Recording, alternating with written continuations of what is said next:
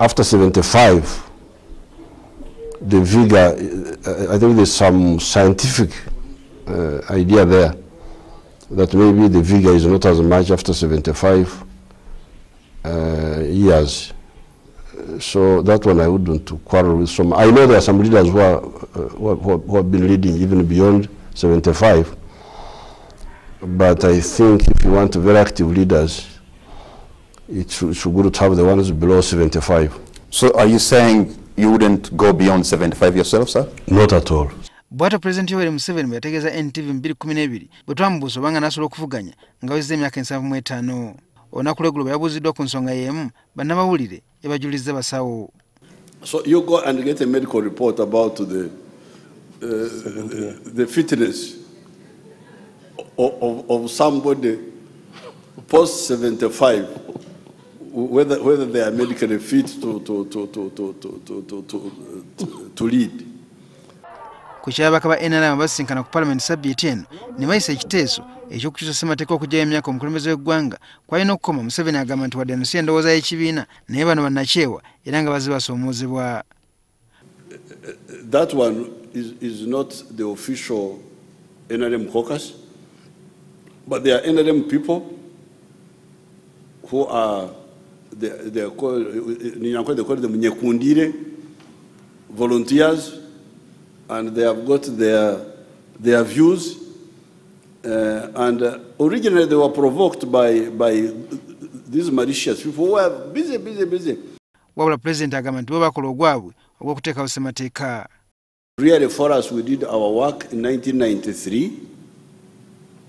and 1995. The CA, when we organized the Ugandans, they elected a CA, which came and wrote a constitution, and everything is there. If you want to change the constitution, how do you do it? If you want to maintain it, how do you maintain it? Everything is in that place. Abaka ba Parliament banukudde kwogera kwa President kuno. Alina okulya saidi yaffe ky'okugamba kubanga kati fe abakiise fo tukiikirira abantu fo tujja ebirowoozo mu bantu. Jjukira naye abantu bonna baamulonda naye naffe batuulonda, so alina otuwuliriza naffe kyetugamba. Constitution si ya muntu, ssemateeka si ya muntu, ssemateeka ya ggwanga. Abannayuganda be bagenda okusalawo ani agenda okukola ki okufuga eggwanga. Si kugamba nti tukikoze lwa Pulezidenti Museveni.